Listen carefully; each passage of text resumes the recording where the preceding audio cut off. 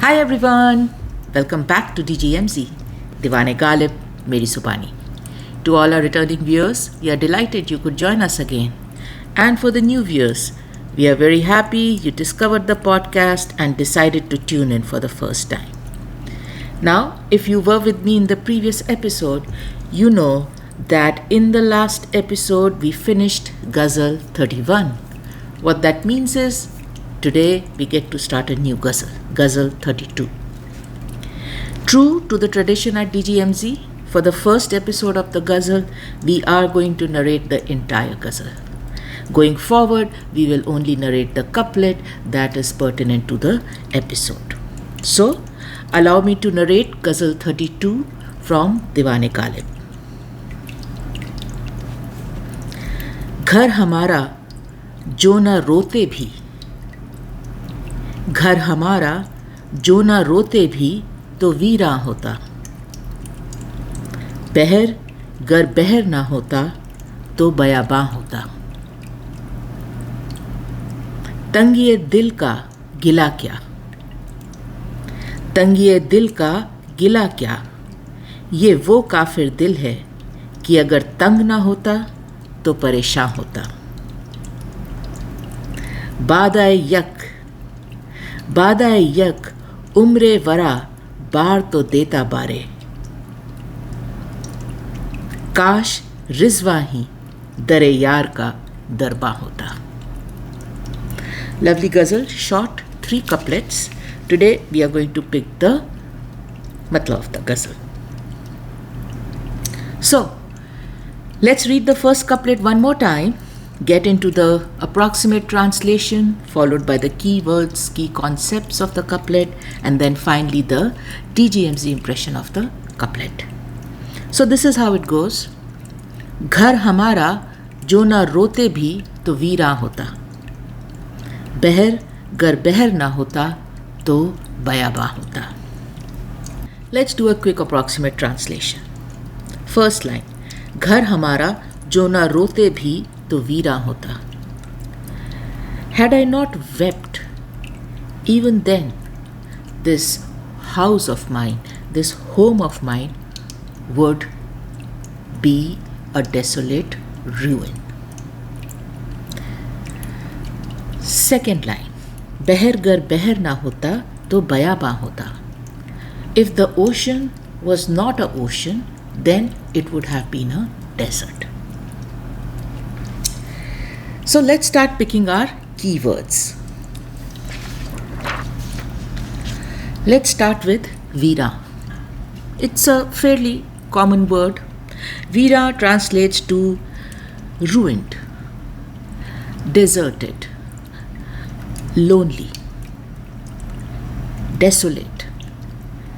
There is a sense of emptiness mixed with loneliness. It's a very powerful word because it is used to describe very powerful emotions.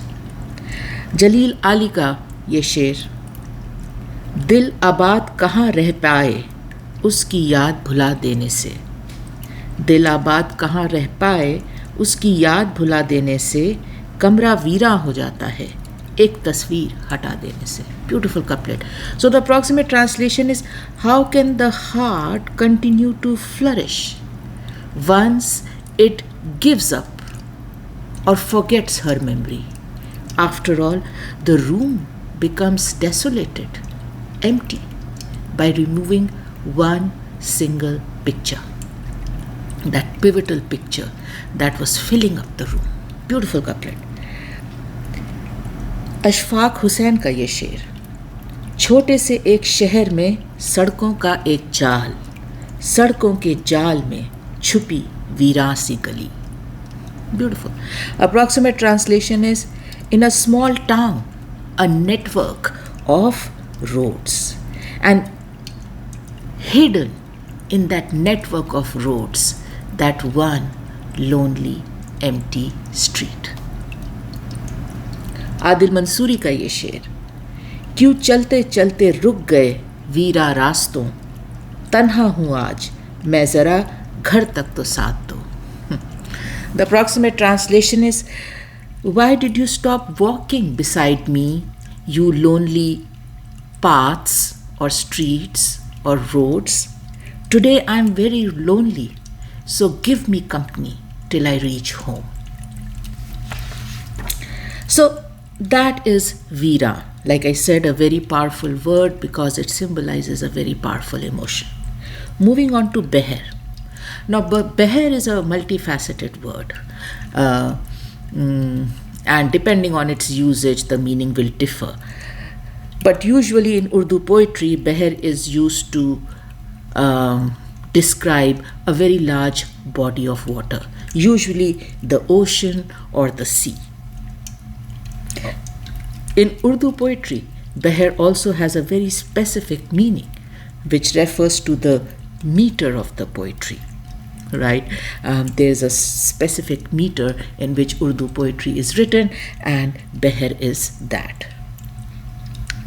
इस पे अल्लामा इकबाल का ये शेर, रहेगा रवि और नील और फुरत में कब तक, तेरा सफीना की है बहरे बेकरां के लिए. So the approximate translation is, for how long will you stay in the Ravi river, or in the Nile river, or in the Euphrates river? Remember, your boat is meant to be in oceans that are shoreless, limitless, bankless. So do not restrict yourself to these famous earthly rivers. Remember what your boat is destined for. अदीम Hashmi का ये शेर, आबे मुहीते इश्क का बहर अजीब बहर है. Good one. आबे मुहीते इश्क का बहर अजीब बहर है, तैरे तो गर्क हो गए, डूबे तो पार कर गए. So it's a strange ocean. If you swim on it, you will ultimately drown and fail. But if you drown in it, you will ultimately get to the other side and succeed.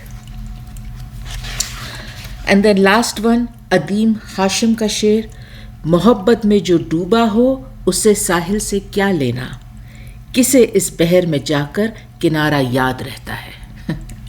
The approximate translation is, the one who is drowned in love, he has no concern, no thoughts about the banks or the shores. People in the ocean of love are in that ocean to drown. They forget about the banks, they forget about the shores, they don't keep a track of how far the bank is, how far the shore is. So that takes care of Bahr. Let's move on to Bayaabaan. Again, a multifaceted word, lot of nuances to it, right? It can be used to describe a desert, to describe wilderness, to describe a wasted land, an arid, very dry, parched land. It can also be used to describe a forest, right? So, lot of nuances to it, but the theme remains the same, that it is a vast expanse of land which is lonely, which is isolated, which is wild, right? There is no civilization there, so to speak. अल्लामा इकबाल का शेर है, तुनक माया तू जर्रे से बयाबां हो जा. Beautiful. है तुनक माया तू जर्रे से बयाबां हो जा, नगमाए मौज है हंगामाए तूफान हो जा. So the approximate translation is, you insignificant one, you poor one, transform from a particle to unlimited wilderness, unlimited expanse of wilderness, and transform from the melody of the wave to the uproar of a storm. So transform yourself from tunak maya, from this insignificant version of yourself, to this fully expanded, fully tapped in version of yourself, from Zarra to Bayaabaan, and from Nagma-e Mauj to Hangama-e Tufan. And then Allama Iqbal ka hi शेर, बिजली हूँ नज़र कोह ओ बयाबां पे है मेरे लिए शायान खसो खशाक नहीं है. The approximate translation is, I am lightning itself, and my target is mountains, hills, right? Sticks and dried leaves and hay and grass. These are not even worthy of me to strike them. I am lightning. My target is the mountain tops. All right.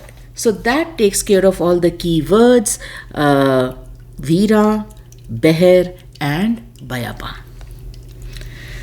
Let's start getting into our impression.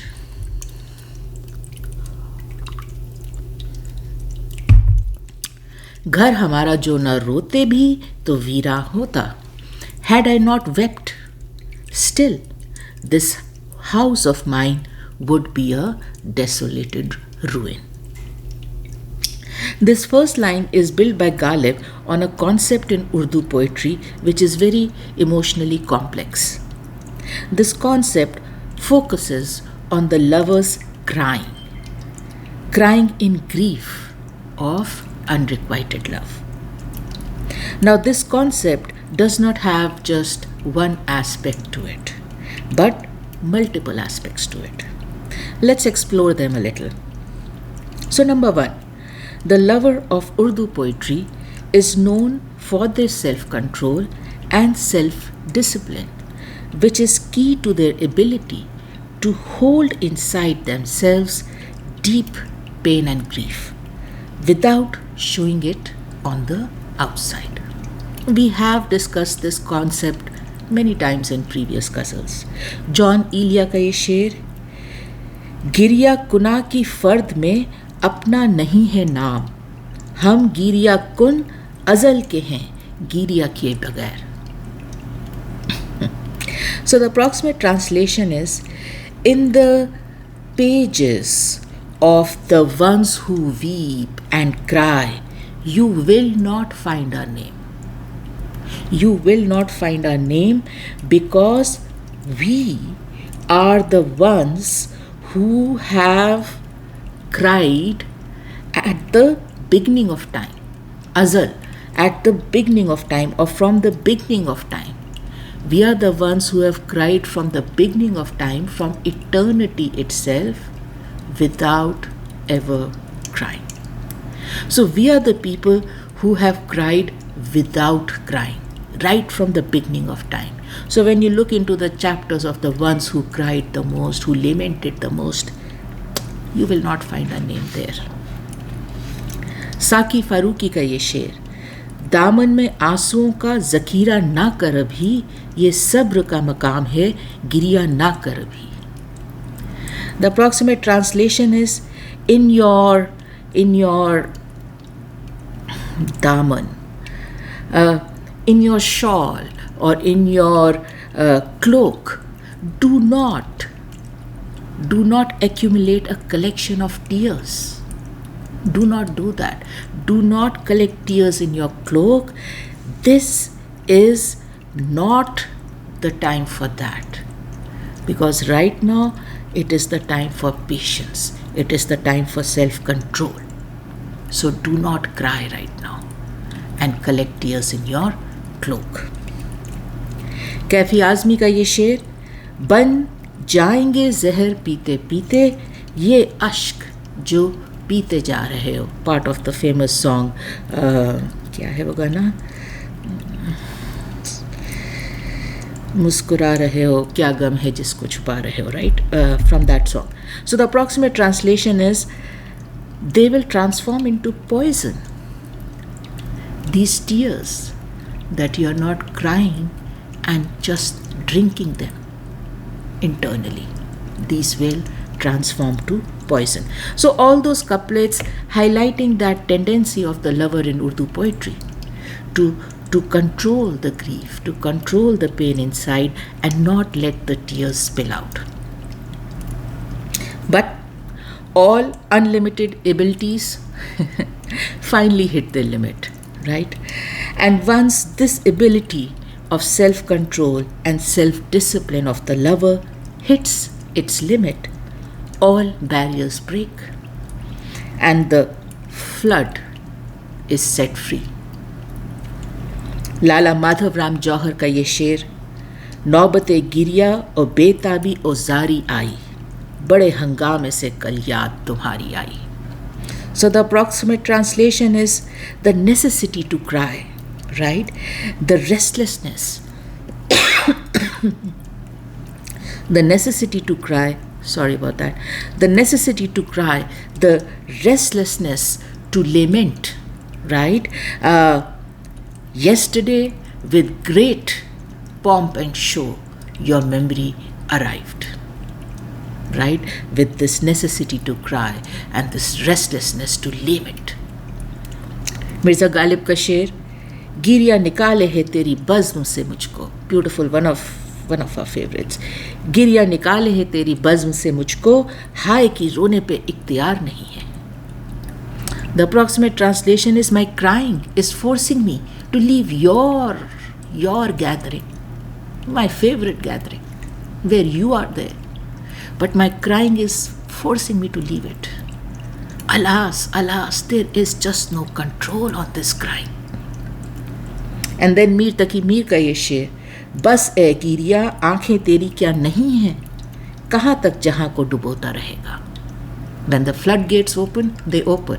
So the approximate translation is, stop my tears, don't you have eyes? And wonderful pun there, don't you have eyes, can't you see that you are continuing to drown the world in your flood? Stop, can't you see?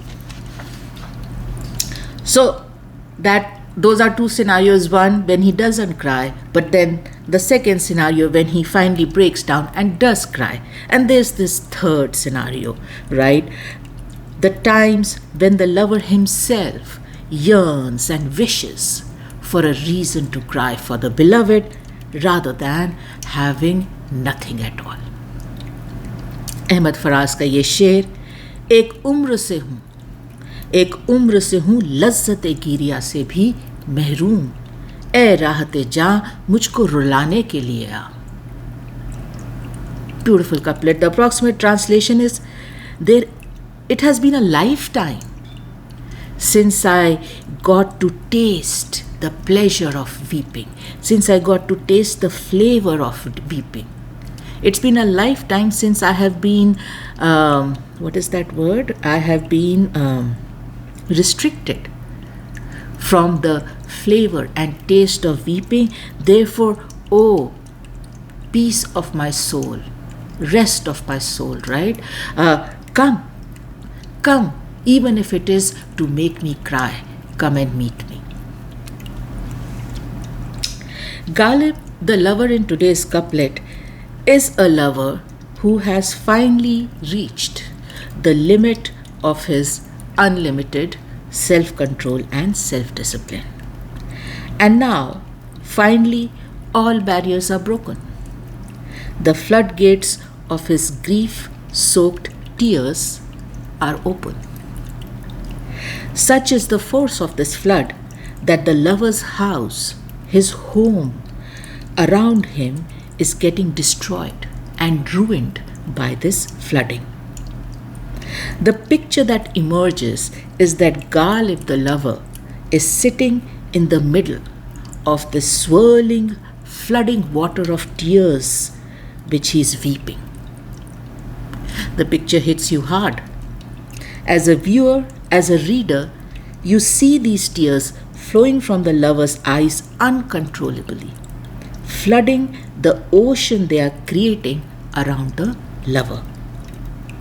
And as a viewer, for a moment, you think to yourself, if only he would stop crying, right?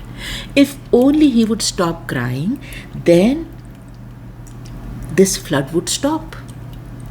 And all the destruction and the ruin it is causing around this lover would also stop. If only he could stop crying. Why doesn't he stop crying? Doesn't he see what is happening because of his tears? And as if Ghalib, the lover, can read our mind, he responds to the question that is never asked. Ghalib says, "Dear reader, dear viewer, though this scene might make you think that it is my crying and the flooding it is causing be the reason of the ruin and destruction you see around me. The scene will give you that impression, but let me tell you a secret you don't know. The secret that you don't know, my dear viewer, is that much before I started crying, much before my crying started flooding my house around me, before the lover inside of me lost his battle of self-control and self-discipline, much before all of that, back in time, this house, this home of mine was already a scene of desolation, was already a scene of ruin, was already a scene of devastation. घर हमारा जो ना रोते भी तो वीरान होता. Had I not cried, even then the house would be a ruin, would be a desolated sight. Granted, my crying today is ruining the house by flooding it, but I want to let you know that had I not cried and flooded my house, the house would still be a sight of ruin, devastation and desolation. Such is the fate of this house, of this lover. It's a beautiful first line. Let's get into the second line. Bahr gar bahr na hota to Bayaabaan hota. If the ocean was not an ocean, then it would have been a desert. Now, Ghalib goes on to re-establish the facts of the first line once again in the second line. So, like we just heard, in the first line, Ghalib has stated that though it might seem his weeping is flooding and ruining the house, the fact is that the house was a desolate ruin even before Ghalib, the lover, started weeping. Now, in the second line, he symbolizes weeping of the first line with flooding ocean in the second line. Desolated ruin of the first line with desert wilderness in the second line. So, first line का रोना बहर हो गया and first line का वीरा बयाबां हो गया second line में. True to his style, Ghalib draws a picture, a comparison that helps his viewers quantify the level and intensity of emotion referred to. Emotion, as we all know, is an intangible concept. It cannot easily be described or quantified. But Ghalib seems to be excellent at doing this. Be it measuring the smallest, slightest, fleeting bit of emotion, or be it measuring the largest, deepest, most intense of emotions. Somehow, Ghalib, in 13 to 15 words, can always drop for his reader a picture, a comparison, an example that will help the reader pretty accurately quantify the emotion Ghalib is creating his poetry around. Some of Ghalib's favorite examples to quantify emotion, especially intense emotion, come from the elemental forces, from the nature. Ghalib has used both ocean and desert with equal finesse to symbolize destruction of lover's home, many a times in the same verse, like he does today. See how Ghalib brings both the flood and the desert in one couplet, in one scene, in one moment.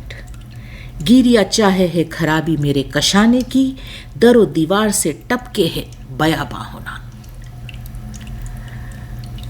Without even getting into the emotional aspect of it, just the crafting of the couplet is fantabulous.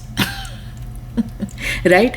So the approximate translation is, my tears are on a mission to destroy my humble house.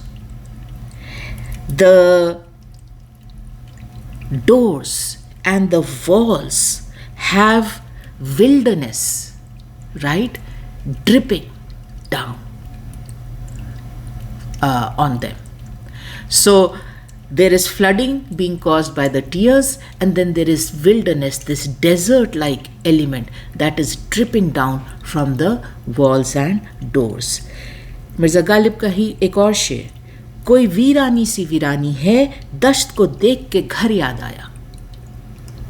So the approximate translation is, now this is a desolation that is fit to be called desolation, because when I look at this desert, I remember my home.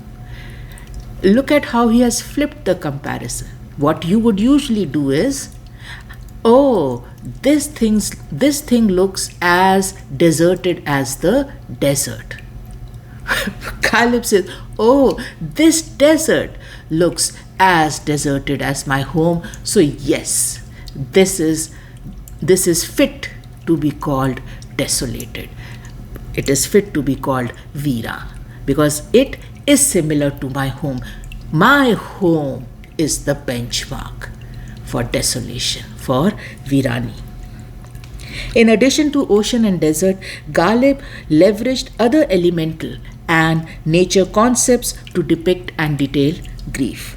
उनका ये शेर, ज़ोफ़ से गिरिया मुबादल बादमे सर्द हुआ, बावर आया हमें पानी का हवा हो जाना. So the approximate translation is, in my weakness, in my ill health, I saw my weeping transform into cold sighs, so weak that do not even have the energy to cry, so probably dehydrated, cannot even create tears. And that is when I saw the weeping transform itself into cold sighs, because that, even in my weakness, I can still manage. And this is how I understood the scientific concept of water turning into air. This is how I verified the concept of evaporation, when I saw my tears transform into cold sighs. There is just no way to even completely understand the multiple complex concepts he brought into this one couplet, right? It's just mind-blowing. And then this last one, उग रहा है दरो दीवार पे सब्ज गालिब, हम बयाबा में हैं और घर में बहार आई है. The approximate translation is, on the doors, on the walls of my house, there is greenery that is erupting or growing. Here I am in a desert, arid, dry desert, and the house is flourishing and green. It's sarcasm, of course. If your house walls and doors have little plants erupting on them, that means that house is actually very neglected. Nobody's taking care of it, but just the sarcasm and the flip of the whole thing. So, water, air, greenery, sky, earth, all critical tools available to mankind for survival. But for the lover, the loneliness, the grief, the desolation that fills his heart keeps building up continuously till such time that it starts to spill over from his inside to his outside. And Ghalib is one of the most accomplished poets to describe this spillover in vivid detail. So, all these things, water, air, greenery, sky, earth, they will all get consumed. They will all get transformed by the grief, by the misery that will spill out of the lover onto these things. Now, in addition to this spillover, right, that Ghalib has captured, he uses the second line also to illustrate the inevitability of it all. ये तो होना ही था, इसको होने से कोई रोक नहीं सकता था, including the lover. Lover just cannot, in any circumstances, seems to be able to escape the inevitability of desolation and destruction that is destined for him. If he looks inside of him, it is there. If he looks outside of him, it is there. Mirza Mohammad Hadi अजीज़ लखनवी का ये शेर, उफ़ मेरे उजड़े हुए घर की तबाही देखो जिसके हर जर्रे पे छाया है बयाबा होना. The approximate translation is, oh, look at the ruin and disaster of my house. A house whose every particle has wilderness written on it, desolation written on it. कलक मेरठी का ये शेर, तेरा दीवाना तो वहशत की भी हद से निकला कि बयाबा को भी चाहे है बयाबा होना. The approximate translation is, your crazy lover has actually surpassed even the limits of madness itself, because he is now wishing that the desolation becomes desolated. That desolation itself should become desolated. Such is his craziness, such is his madness. Now, in the DGMZ impression of the second line, we are assuming that the ocean is from the tears of the first line. We are also assuming that the desert, Bayaabaan, is from the Viiraan of the first line. So we are thinking or assuming that the second line is created because of the actions of first line, because of the elements of first line. This is our impression. This is what we are convinced of. This is what passed the DGMZ test. But we also want to let you know that there is a fully valid possibility of this second line actually having no connection to the first line and being here independent, wherein the ocean is the actual ocean and the desert is the actual desert. The Bahr and the Bayaabaan of the second line are actual ocean and desert.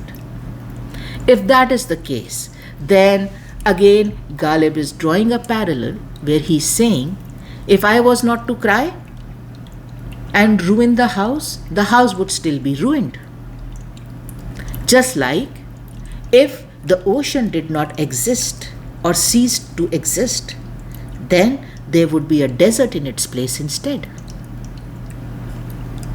And that actually is geographically and scientifically proven, that some of the big deserts of today were big oceans of yesterday, and thanks to multiple factors like geographical changes, climate changes, tectonic movement of plates in earth, there have been shifts where these oceans have dried up to leave vast lands, vast dry stretches of lands that transformed into deserts. So that is another interpretation of the second line, but we at DGMZ have taken it as a continuation of the first line, where Ghalib, when talks about ocean, it is the ocean created by his tears, and when he talks about the desert,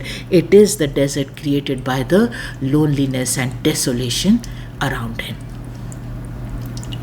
Alright, so that takes care of Bahr Gar Bahr na hota to Bayaabaan hota. Now, as always, let's take a few minutes to look at the couplet in totality. Ghalib, in our humble opinion, almost eliminates and nullifies the role lover and his efforts play in his destiny. That inevitability, right? No matter what you do, lover, you cannot escape this destiny. In today's couplet, Ghalib illustrates this nullification, right? This inevitability through two scenarios. First scenario, lover has finally broken down and lost his self-control and has started to weep.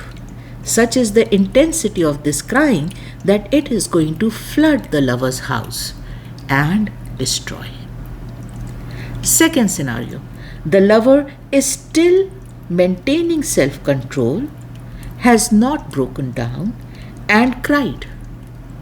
The power of these dry, unshed, uncried tears is such that they are creating the dryness of a wild, arid desert around the lover, which is again destroying the lover's house. Whether the lover controls it or whether the lover lets it free, the grief inside him will engulf him, ruin him, destroy him. In every scenario, his destiny of misfortune does not change. Another thing worth noting is the use of ghar.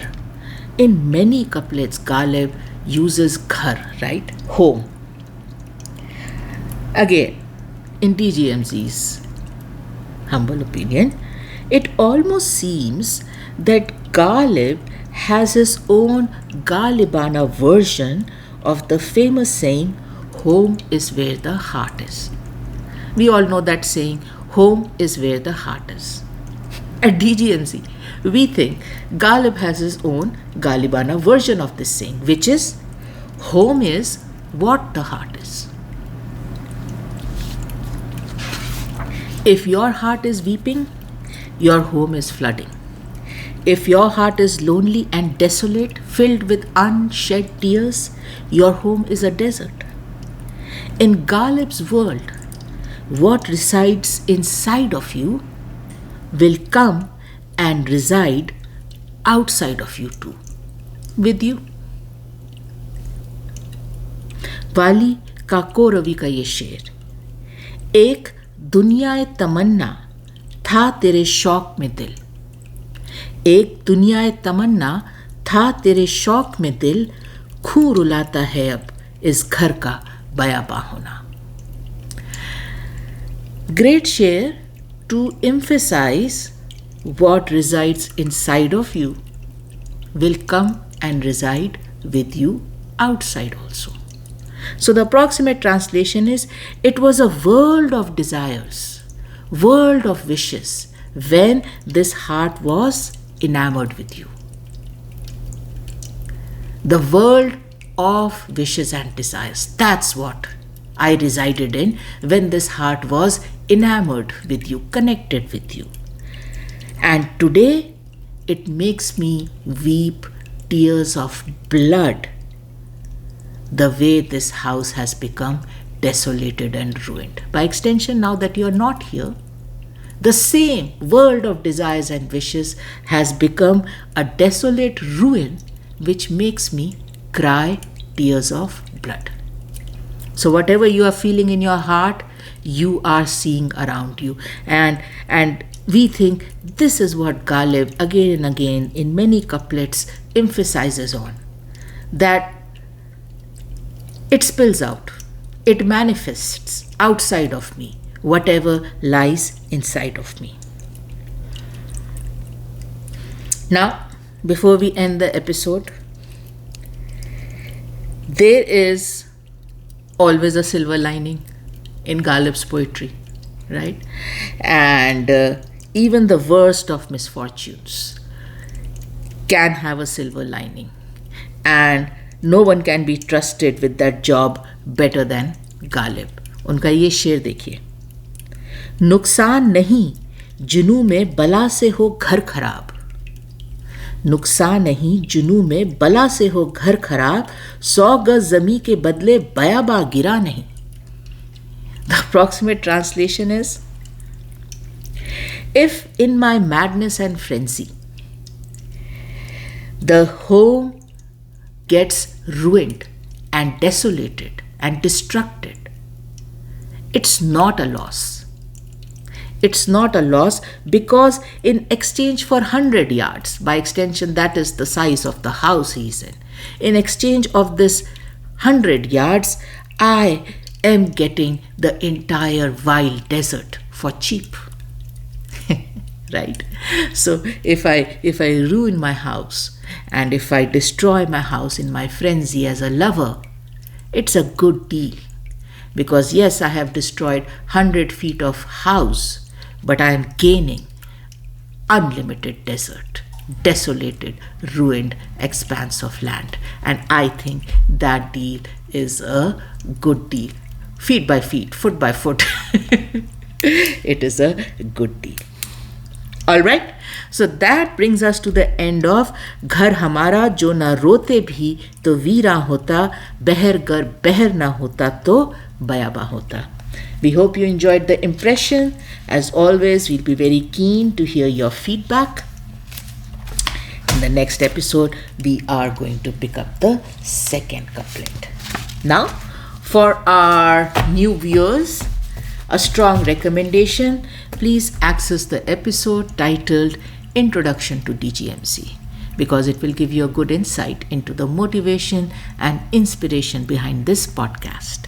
For our regular viewers, as always, whenever you have time, go ahead, surf the homepage of the channel, multiple playlists, surf through them, pick an episode that interests you. Keep the engagement going, viewers. We love your comments. We love to interact with you. If you have not joined us on our Facebook page, try it. You might like it. We almost every day post the DGMZ share of the day, and I have a feeling you would enjoy accessing that.